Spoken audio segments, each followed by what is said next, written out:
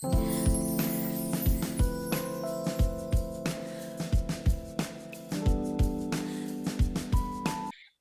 let's get rolling. Hi, everyone. Welcome to Sumo Arts and Sacred Sexuality Healing. I'm here with Akal again on another podcast. This is kind of like a living room-ish conversation. We had this conversation before offline, and we decided to take it online because we felt like it's really worth it. There were a lot of juicy information, and it was very eye-opening for me personally, some of the stuff that Akal shared. So we felt like we want to do a podcast on it, and we're keeping it like really kind of informalish, kind of. It's organic. And for some of you who don't know Akal, I'll leave the links to his website and his channel in the description box. Akal is an astrologer, somatic art therapist, energy healer, and he works with sexual energy as well. Hello, Akal. Good to see you. Good to see you. Good to see you. So the one thing as I actually kind of mentioned really quickly is that when I'm working with sexual energy, generally it's with guys. So I should probably state that. Which is one of the reasons I communicate with you a lot, is because as a man, I inherently, on some level, do not understand women's sexual energy and how it flows. So that would be something I would add to my bio. So yeah. Perfect. Remember when we were talking like the other day, and I was like sharing with you that how frustrating it is, like when men release, and how like they have kind of withdrawal symptoms that kind of leave a lot of women in the dark, and women don't understand what happens. And I'll just put like my 5 pennies later on that. But I wanted to get, and you shared your perspective about what happens when you were personally releasing semen at one point in your life, and you kind of were not aware first, and then you took me through your awareness journey. So I would love if we can talk again about this and share with our audience. Yeah. So the one thing I think I understand is that I think part of every individual's evolution is to move something from unconscious to aware, right? So in most men, they kind of neglect or take advantage of the sexual energy in the sense of they don't recognize the importance of it, and they don't recognize how it affects us systemically, how it affects us in terms of how we color our life through our perceptions, etc. So a big part of what I consider every man's journey is to learn to operate with, to essentially to connect and to operate using their sexual energy in a very conscious way and with choice. And I think choice is the underlining word here. So that is to ejaculate or not to ejaculate. That is to have sex or not have sex. That is to masturbate or not have masturbate. So most men, they're on autopilot in this regard. So my story, going back to my 20s, is typical. It's absolutely typical. On some level, I mentioned to you earlier that I tend to function through extremes on some level, but nonetheless, I find that my experiences, whether I'm functioning on extremes or not, it really, the extremes simply sort of show that there's a gray scale in terms of, like, for instance, I know several men who they can release and they can keep going. They'll release, and then there's sort of quote unquote refractory period in which the amount of time it takes them to build up in order to have sex again is a much shorter period of time. Me, it tends to be kind of long. And so when I was digging around about this, actually, let me not go there yet. But so what happened to me in my 20s is I would have, whether it was a girlfriend or a fling or whatever the situation was. And that's the thing I have to state here is that the bonding aspect, because I know some people might listen and go, oh, well, you didn't want to bond with that person because they weren't your partner. Nah, that's not the case. I mean, the reality is that when a man ejaculates, and I have to say this, and I've said this 1,000 times, pre-cum, post-cum, different human being, different person, different objectives, different amounts of desire involved. And so, and for men, for better or worse, sexual energy is a huge factor in terms of our desire to connect with someone and to bond with someone and to and to get all gushy, you know what I mean? So what ends up happening with the ejaculation is that there's a severing of a bond, and there is biochemistry involved here, and so there's two different chemicals that play out here. And this is when I was digging around the internet.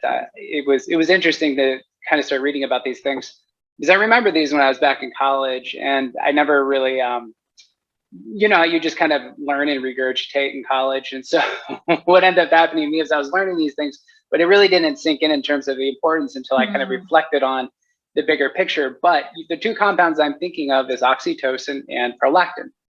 So these things move in some ways in inverse directions.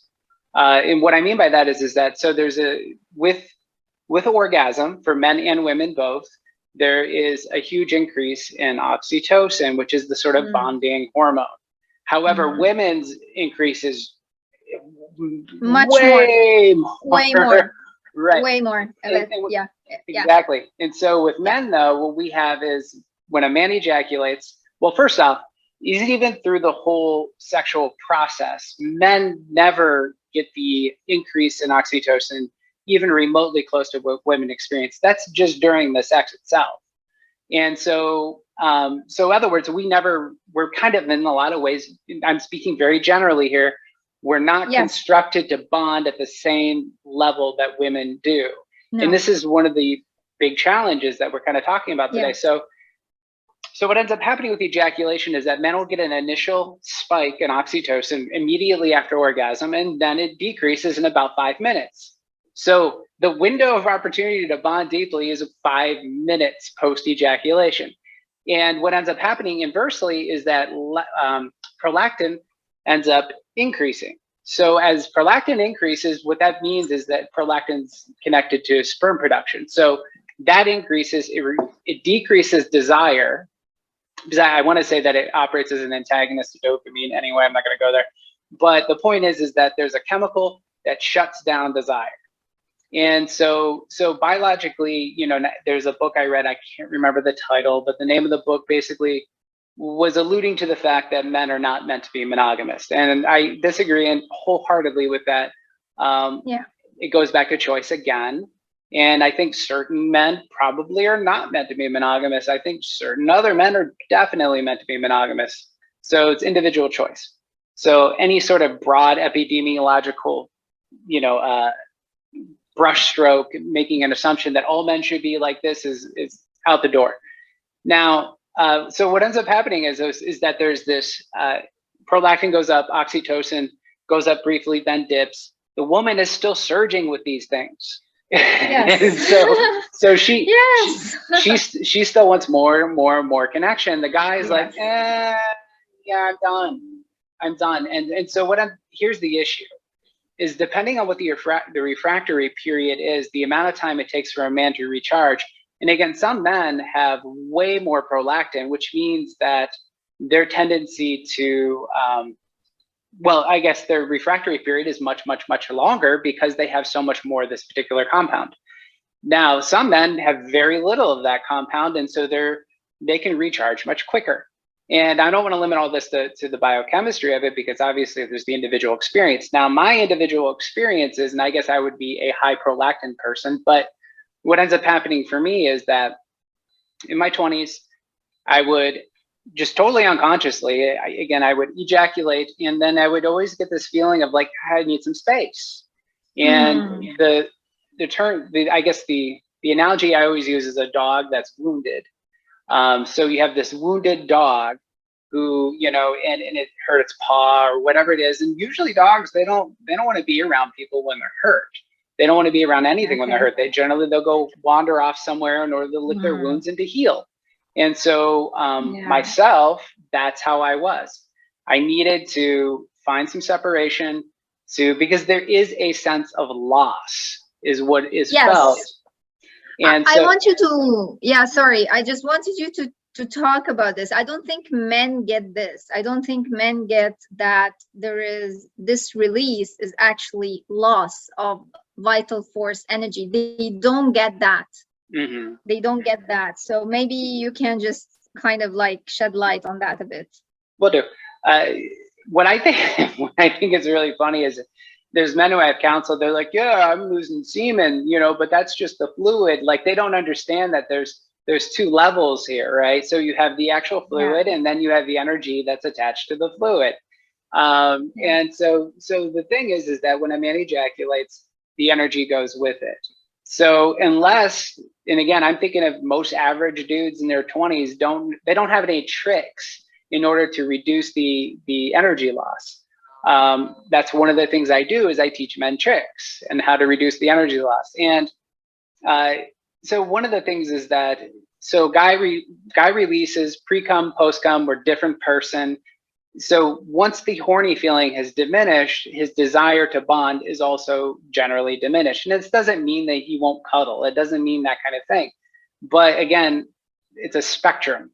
Some Yeah. men may continue to want to cuddle and be close. Other men are like, I want to go smoke a cigarette, eat, take a nap, give me space. I'm going to go out to my shed and play with tools. Whatever. But the point is that guys oftentimes might want to be alone at that point.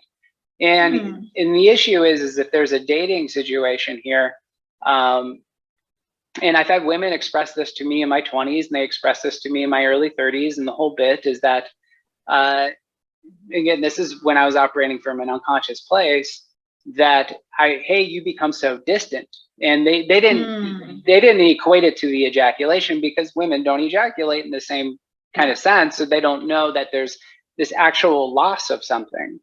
And for me, Nope. I always felt very wounded after I ejaculated. And again, I couldn't put my finger on what the wound was. I would be, but one of the things I would generally feel is sleepy, tired. And if I'm sleepy and tired, I don't have the energy to give my attention, because attention requires energy. It's attention. Behind tension is talent, is energy. So if I don't have that available, what ends up happening is I'm like, yeah, give me space, give me space, give me space. Yeah, and so anyway, a lot of the women, they would respond in a way which they felt hurt, and again, I didn't know I was hurting them, but my desire for space, what it meant that how it would be interpreted was he doesn't want me around, and so I would get two things. I would either get the silent treatment. Oh, you want space? I'll give you space, right? So either I would get the silent treatment, or I would get confrontation, or the woman would be very direct with me, like, why are you pushing me away, or so, are you mad at me? That would be another thing that would come up, and I'd be like, no, I don't know why. Because I wasn't even aware it was happening, and that's part of the reality. Is like I said, I think a lot of men just don't know what's happening. So where I get a little concerned is,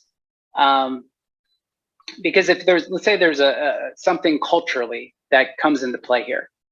So let's say you have a very macho dynamic that this man is anchored into in terms of his belief system.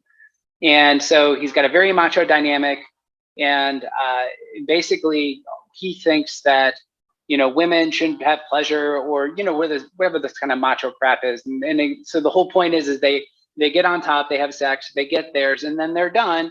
So it's almost like it can be taken to an extreme under certain circumstances, where you have both this cultural dynamic plus the pre-cum, post-cum sort of difference. And so in the end, what you could have is women feeling highly neglected, by the end of the engagement. So, like, my interpretation to that, like, and I'm just myself included, many women, of course, don't get this, and many women I work with, many women I talk to. So it's more complex in the sense of how do we interpret this? If it's not, I would say, if you don't have a strong foundation, and now we don't take the time before, actually, like, we don't court that in that long period anymore, like before. So you actually get physical way faster than before, so you don't have this strong foundation of love, compassion, etc. So how do we interpret this? We interpret this as he wants to change the cow, simply put. Like, we interpret this that he kind of got tired of us. And let me give you a bit of a context that is really confusing for us. Like, a man would be really hot for you if he's like, and he comes over to your place or you go over to his place. But if you go on a trip together and you are at the same space for a longer time, and then the man becomes, and for a woman, this is a chance to bond and have more sex and have more intimacy. And most women have, and I'm talking generally here, so I'm saying most women would have all these fantasies about getting on a trip with a man that they have chemistry with, especially if they've already tried and the chemistry was good and they were having sex, and then they go to that hotel room or on that vacation, and the desire of the man significantly diminishes. And this is, for us, is a big question mark. And of course, because sex itself is a very vulnerable situation, because I would say you don't just get physically naked. Like, I always explain to my clients, physically naked is the least vulnerable situation now. The most vulnerable is actually emotionally naked, spiritually naked. Like, when you are in this vulnerable situation, you just say, without saying, I want to be loved and accepted. So after that, when we interpret this as, simply put, rejection. Like, if we go out and he's aloof or distant, or he doesn't want to hug as much, or who doesn't want to hold hands, or he's keeping his distance, or he's on the phone, then we interpret this as being, as he's bored with us. Like, he kind of got his thing and he's not interested anymore. And the issue with this, and men don't really get that as much, that women need mostly, and I'm also generalizing, need a lot of emotional security, need to feel emotionally secure in the relationship. And this goes back to what you said, like the prolactin and diminishes the desire. Because if we go back to caveman, cavewoman, that is, I fertilize this soil, I want to spread the seed, I want to move on to the next, right? This is your reptilian brain, the reptilian part of the brain, the primitive part of the brain. And for us, this also inherently, like, this man is gonna move on, right? It's kind of embedded in our psyche, that so we need much more reassurance after having sex with a man. If it's not kind of like a hookup or just a one night stand, if it's just in a limbo kind of relationship, or just kind of testing the waters. And I'm telling all the guys that I coach, or my clients, my friends, guys, if your woman is emotionally insecure in the relationship, we are not going to invest in you, period. We're going to keep our options open. We're not going to invest in you because you don't make us feel secure in the relationship. And I'm not saying that women are the only ones who feel that way, because men also do feel emotional insecurity. And I was like recently coaching a guy who was just complaining about his girlfriend going out. When she goes out with him, she's not giving him attention, and he doesn't feel like they are an item, and all these kind of stuff. So it's not only women. But what I'm saying is, women mostly need a lot of emotional security, especially after sex. So when this happens, you get all kinds of like reactions, as you said, like either the silent treatment or being confrontational, or if I'm a sensitive person and I have a big ego, then I'm going to be distant and aloof, and I'll give you a taste of your medicine. So, and most guys actually don't understand that, because they come back and they are all lovey-dovey, and they don't get the same reaction from us, because, okay, we're not going to act on a switch, So it's important to understand also the play of biochemistry here. Women get energized by sex and orgasm, and they would want more. And men, as you say, like kind of go and lick their wounds. And yeah, so it's a very interesting dynamic. It is. I mean, something that kind of came up, I wrote down some notes while you were talking, and didn't mean to be rude, but wrote down some notes. So Sorry, the don't worry.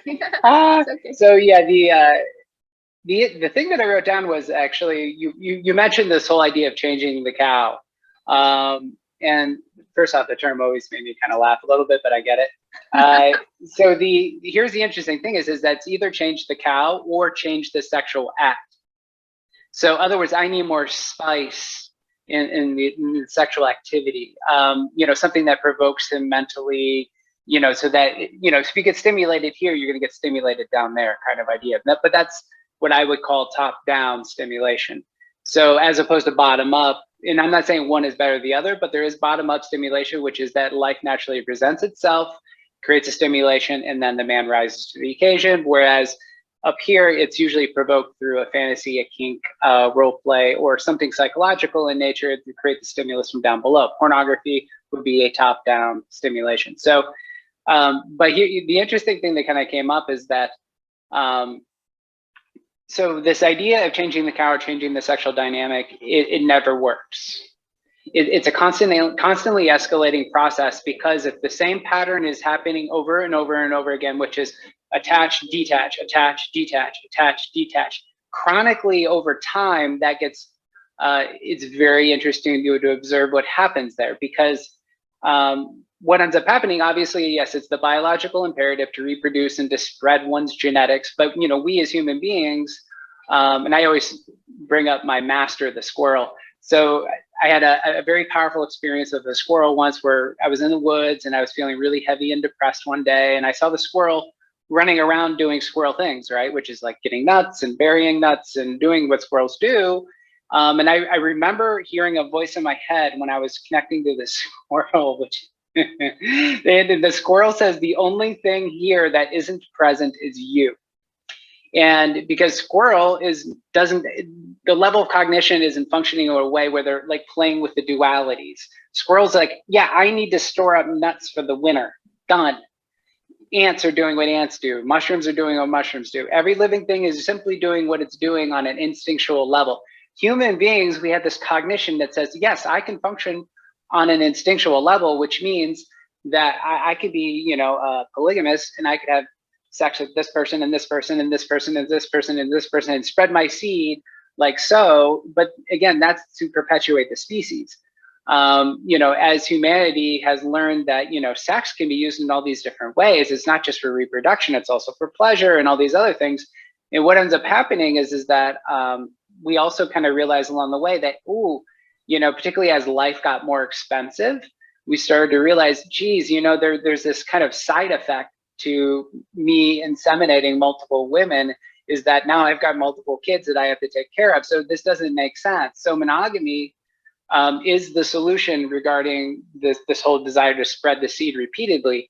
However, what ends up happening here, and this is that whole change the cow philosophy, as well as altering the sexual dynamic, is, so what happens chronically over time? So I'm going to speak about women a little bit here too, because I've known several women who are like, oh, we can be just like men. We can have sex just like men and be as shallow as men, and we can do. No, not buying it. The reality, and I'm saying probably there are handfuls of women who can be completely detached about everything. And, I've probably met one or two of those. But what ends up happening has to do with the orgasm. So the chronic orgasm that a woman can have, and women often can have multiple, you get spikes in oxytocin repeatedly. So if she's having sex with the same dude repeatedly, even though she's like, oh yeah, we're just friends with benefits, we're just friends with benefits, we're just friends with benefits, over and over and over again, the repetition of orgasm creates bond, bond, bond, bond, bond. Let's say after a year of having a friends with benefit dynamic with someone, feelings will happen.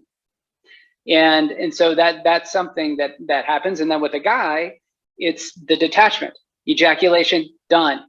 Ejaculation, done. Ejaculation, done. Creates detachment chronically over time. So anyway, that's what always has to be kind of looked at in these dynamics, is that what happens over the course of time repeatedly. If men are in a relationship, in a committed monogamous relationship where they don't want to stray, then they really have to watch out for the ejaculation issue. I've counseled so many men who are in marriage situations that are all like messed up, and It's funny because they'll blame so much. Oh, she put on weight. Oh, what's another one I've heard? Oh, I just don't desire her anymore. It's nothing wrong with her. It's just that, my eyes go to other women. And I'm like, gosh, does that have anything to do with you? Are you somehow a victim of like some sort of magnetic force existing outside of you that keeps pulling you to look at other women? No, you're a function of your behaviors and your biochemistry in a lot of ways. And so is we have to find this balance between being aware cognitive species that has an instinctual drive. And so in the end, like I said, I think it's really amusing that guys never go back to the most basic thing. Pre-cum, post-cum, we're different people. So if you're chronically ejaculating, you're chronically severing a bond, which over time is going to reduce desire you have for the person you are with. And then there will be the desire to switch out the cow or to add something kinky or whatever it is. But the reality is the solution is don't ejaculate, or at least make it more infrequent. So, and it's funny because the opposite happens with us. We become actually more attached. So even we might start off in the relationship and we're not really that attached to the man, and we just like, okay, it's just a fling, it's a hookup, we're just doing it for for sex, and then the woman actually is the one who gets more and more attached.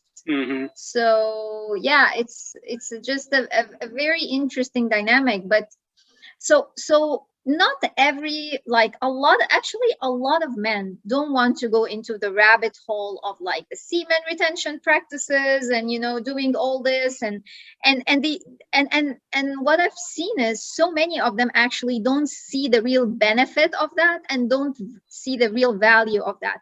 So do you think there are some kind of like halfway practices or tips that maybe you can share that can save these relationships from having like to cracking up and kind of like falling and failing and all this? Is there a middle way? Yeah, there is and there isn't. It's not an all or, it's not an all or nothing kind of dynamic that happens here. But really the issue isn't okay, here's the bottom line. Guys have to ejaculate less, period. There's no way around it. Whether they're doing like, some sort of, I've been doing semen retention practices for 15 years, and sometimes I go a month, sometimes it's 2 weeks, sometimes it's only a week, other times it's 40 days. Longest I went was a year, maybe actually almost 3 years. So the point is that there's different periods of time that I've done this. So, because here's one of the issues is that if somebody is so absolutist about like, I am not ejaculating, it also serves another issue. It creates another issue, which is a stringency or a lockdown on the energy itself. That is if they're applying too much, I would say, a Saturnian force or a discipline. So if there's too much force being applied to retaining the semen, it can create this other dynamic. And so something like what the universe basically helped wake me up in that regard, because like I was like one of those lock it down kind of people because I'm very disciplined.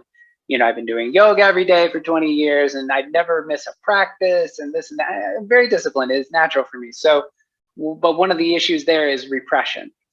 And so, so the dynamic that has to be understood here is that you have repression and expression. So the repression aspect is I'm going to be super disciplined. I'm going to lock down this energy and this and that. That creates another kind of imbalance. And the imbalance I experienced was overwhelming sexual desire. The other thing that came up was I was unable to shift the energy. I was not able to transmute it. And because one of the problems is that I was locking it down, in which continued to hold it. So the problem here is whether you're expressing it or repressing it has to do with you lock it in that particular chakra, which is the sexual energy chakra, we'll say. And so you're locking it into that space. So even though what's supposed to be ideally done with semen retention practices is that you're not repressing nor expressing, you're operating from a place of neutrality, objectivity, and choice. So the middle path here is the choice, the application of choice to come or not to come. Because when I was overly repressing, the universe says, hey, nocturnal emission for you. And so I would have wet dreams. I never had wet dreams throughout my entire youth, never had wet dreams, but I was ejaculating all the time. So I was not getting substantial pressure built up. So as I was started to, so I said earlier, it was like 1 year to 3 years. It was the longest period I went. Well, that's aside from nocturnal emissions. That's how I was like, oh, I guess I kind of retained, but didn't, because I had multiple wet dreams during that period of time. So God was like, hey, you gotta let this go. You're getting obsessive. And so I'd say that there is, and I did a video on this, which I'll post down below this, which talks about when are good times for men to release. And this has to do, again, the middle path is always about the application of choice. And so there's something else I was going to say about this, but I just think it's kind of interesting. To me, it's like God's big joke here. You know, God's big joke is that they created men and women who operate on kind of like different spectrums in terms of desire and bonding, and also where I would say the energy is naturally gathered. And I've pretty much, I would probably say 90% of the videos I've done, I brought up this same example, which is there was a Taoist book I was reading, and it had the most simple depiction I've ever seen that explained so much. And again, it's a generalization.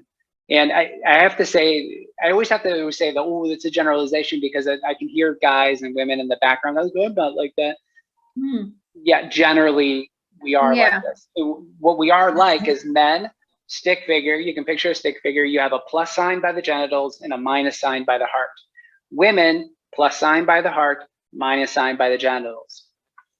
So in other words, we're like really great puzzle pieces, but we have a lot to figure out in terms of how to make those puzzle pieces fit in a way that's harmonious. I'm not saying correct or incorrect. I'm saying harmonious.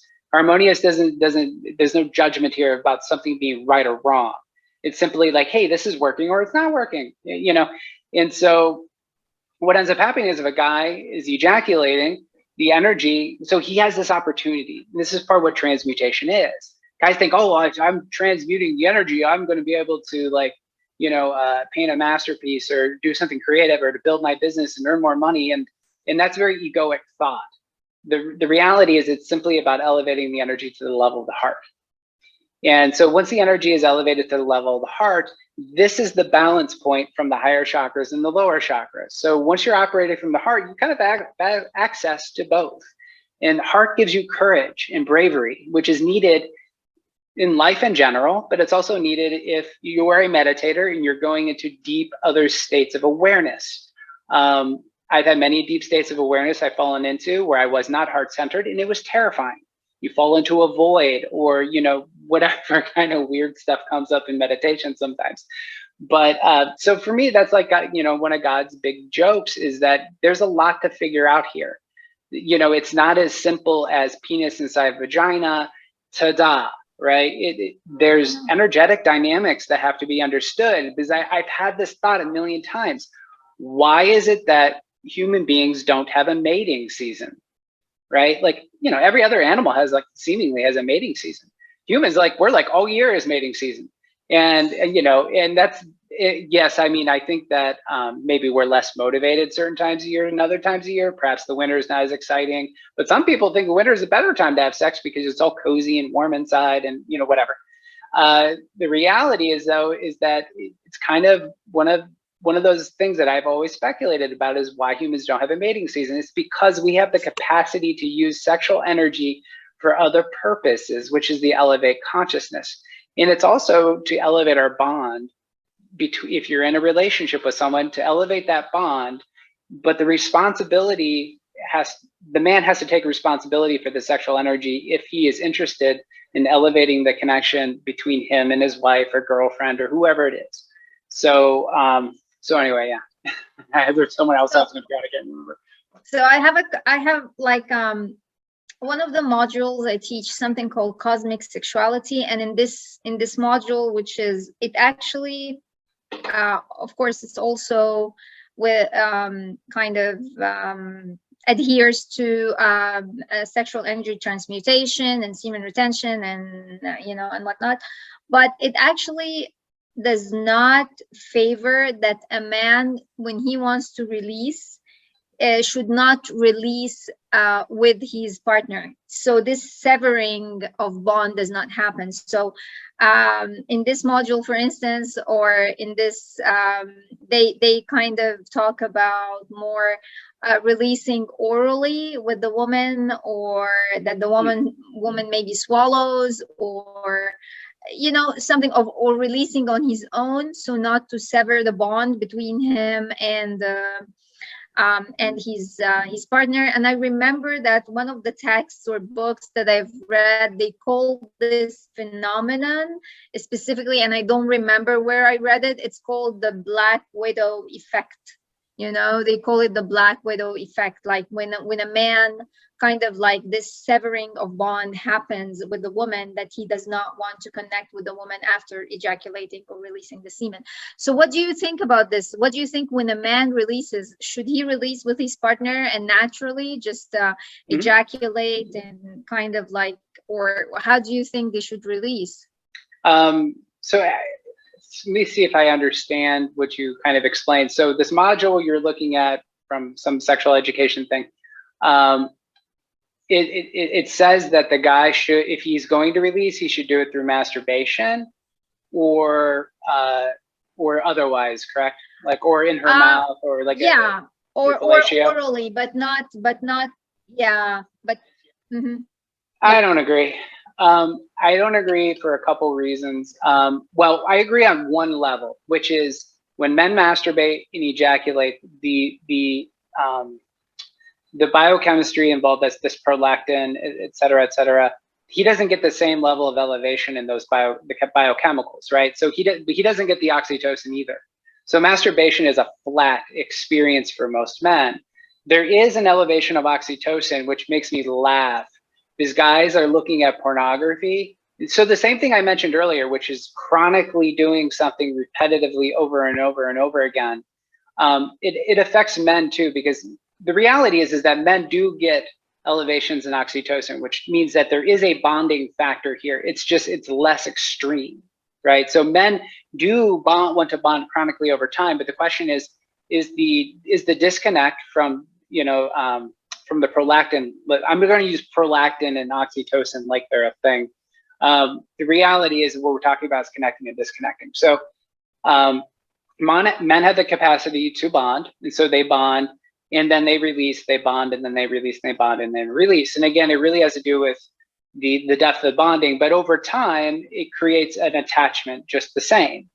It's just the magnitude of attachment is different than what women experience. So now, if a man is masturbating, let's say he's looking at pornography, what's he becoming attached to?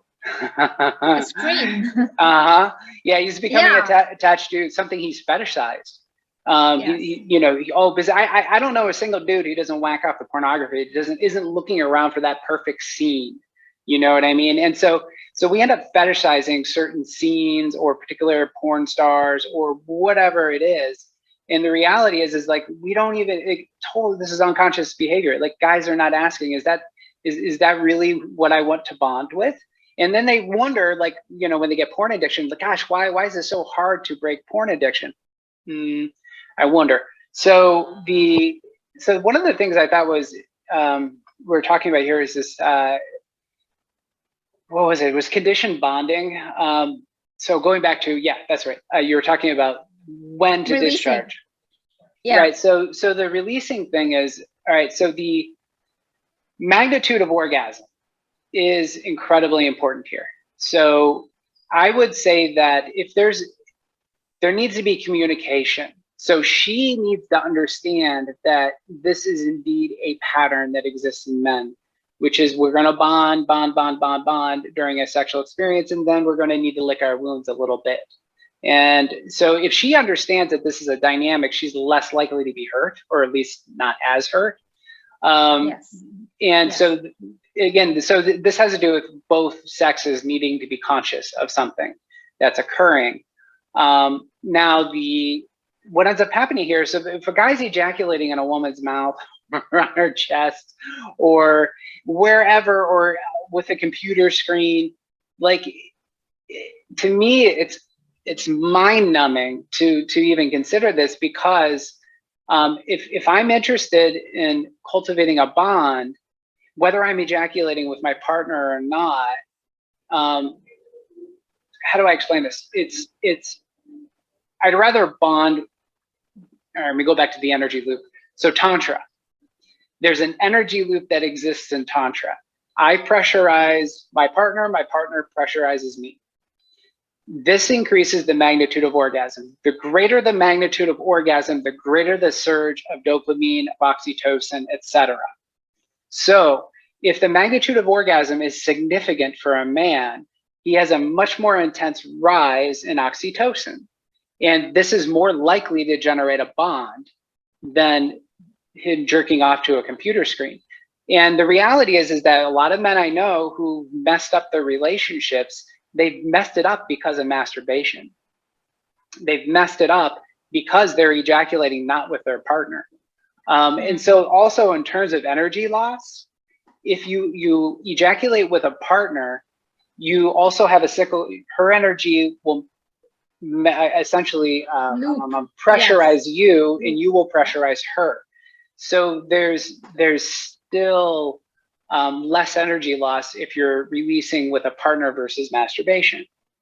So again, I don't, that whatever you were studying, like, it doesn't make sense to me. And I'm sure they have their logic and explanation of why such a thing makes any damn sense.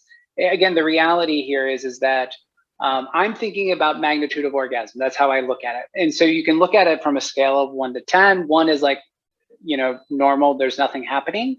10 is like, you have an orgasm and you're seeing cliche cover of a Tantra book with a man and a woman wrapped in some sort of, ethereal mist, and like there's stars and sparkles and they're merging with the universe.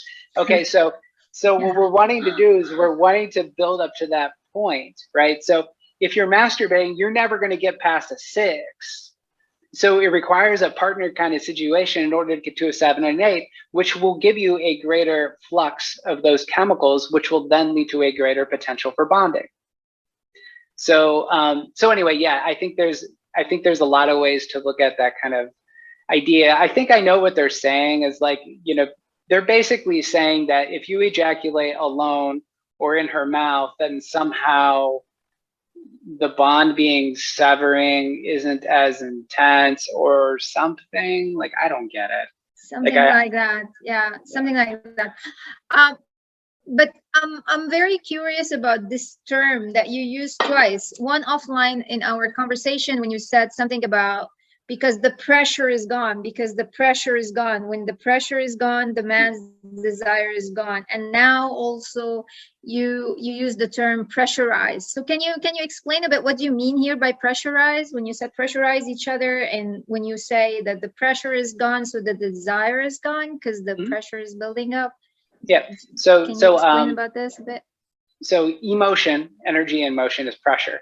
So sadness would be a kind of pressure. Let's say I feel sadness and it wants to pressurize you to cry. Okay.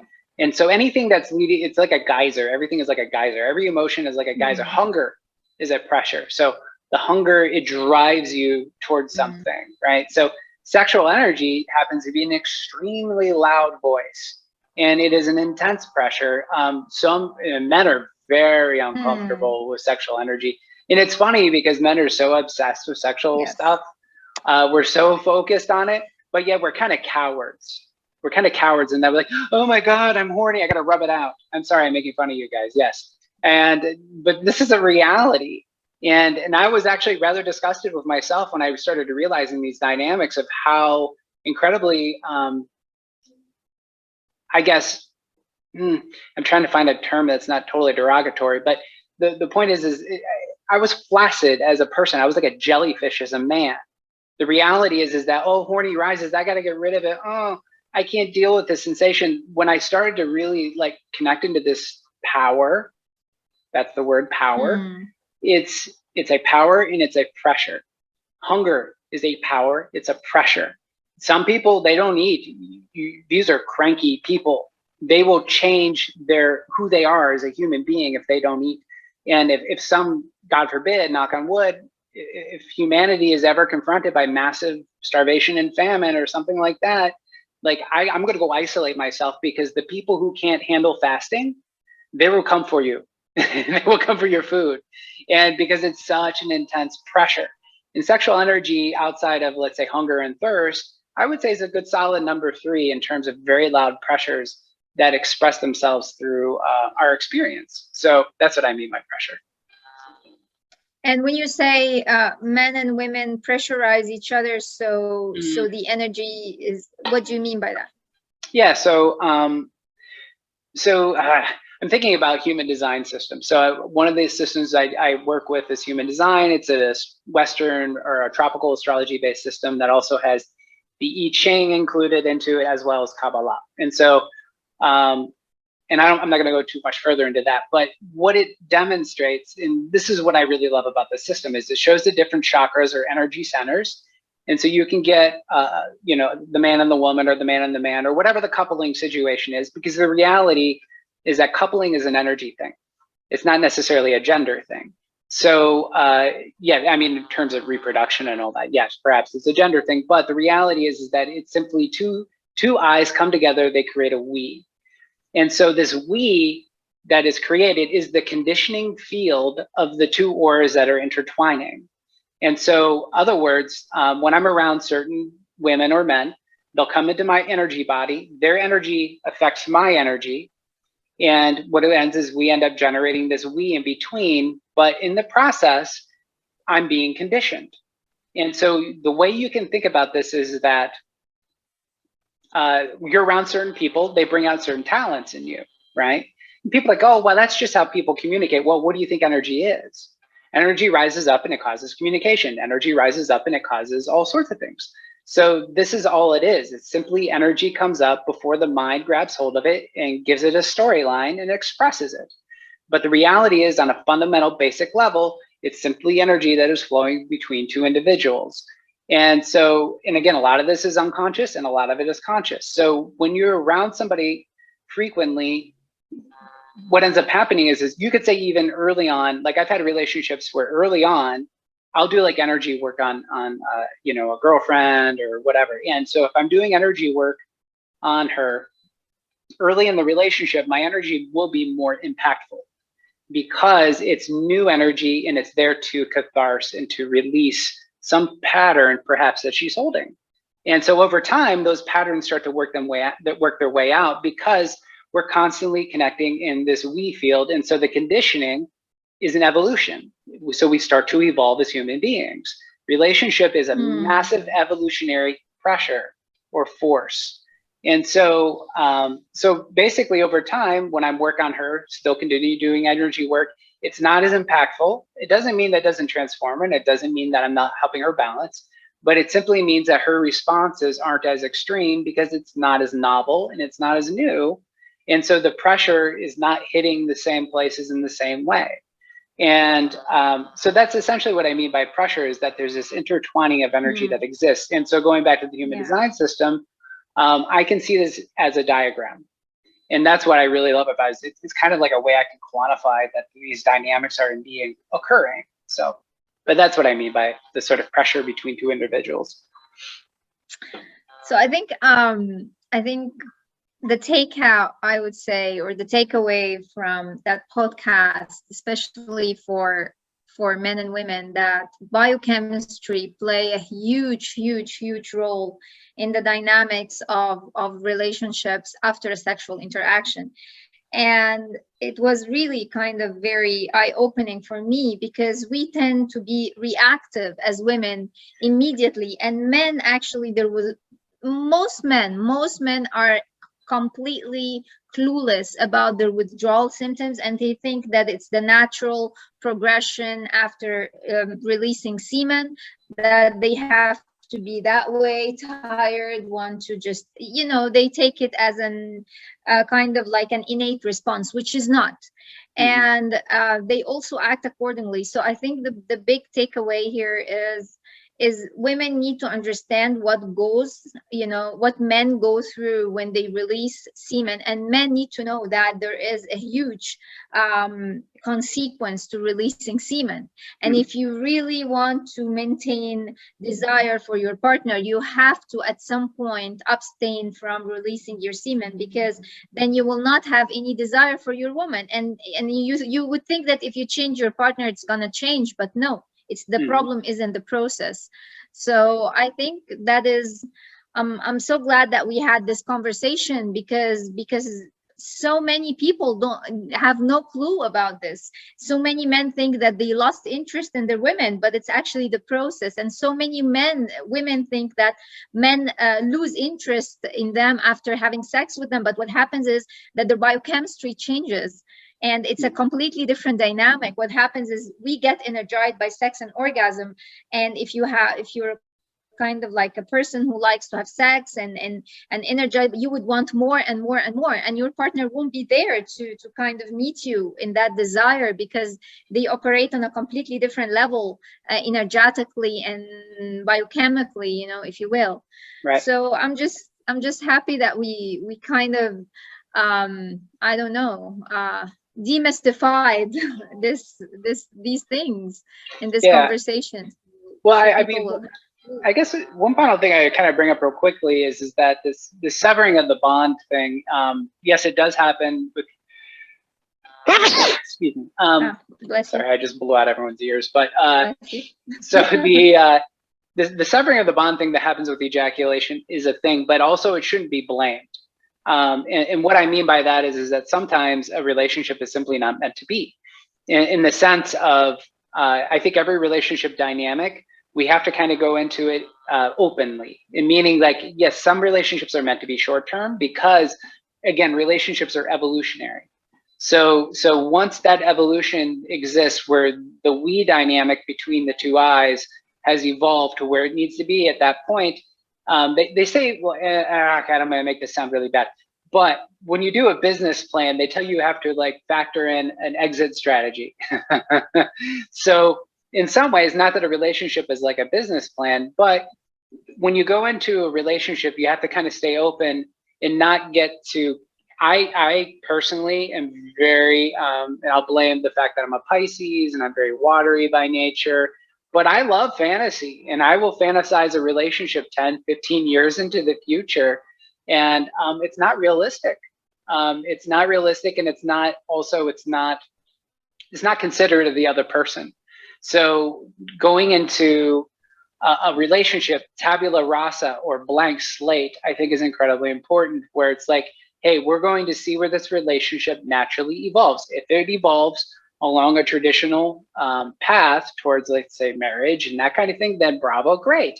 That means that the evolutionary dynamic between the two pressures coming together is to go in that direction. Now, if it comes to the point where it's like you can start seeing character flaws coming to the surface and this and that, and I think a lot of the ways in which we determine our sort of exit strategy coming out of relationship, this is actually one of the reasons so in the video that I told you about, that I'm going to link down below the video, down below this, which talks about when to ejaculate, one of those factors of when a man should ejaculate is when he needs space from a woman, or a partner for that matter. Because sometimes we need the clarity. And so ejaculating, and I don't think ejaculation isn't something that brings mental clarity, but it'll bring clarity in terms of like, it'll create a separation from the person you're with for some period of time, so you can kind of get a different perspective. So if I'm constantly charged up with desire, I get tunnel vision sexually, and I get tunnel vision in terms of the bonding aspect. And so what'll sometimes happen is I overlook other aspects to the dynamic. And so sometimes I need to ejaculate to create the separation so that I can then see the dynamic in a different light. So anyway, that's something else to kind of like factor in this whole equation. So yeah. So with all that said. Okay. I think we covered a nice chunk about this subject in that podcast. For sure. And yeah, and I would be excited and at the same time curious to see the feedback and to see how people react and how did they process these kind of information. Mhm. And yeah, and let's see, maybe we'll do another one on the same subject or something related to it in the near future. Absolutely. Okay. All right. It's great Yeah. seeing you. Thank you so much. All Great right. seeing Cool. you too. And thank you for sharing your knowledge. My pleasure. My pleasure. Okay. Okay. Namaste. Bye bye. Namaste. Bye.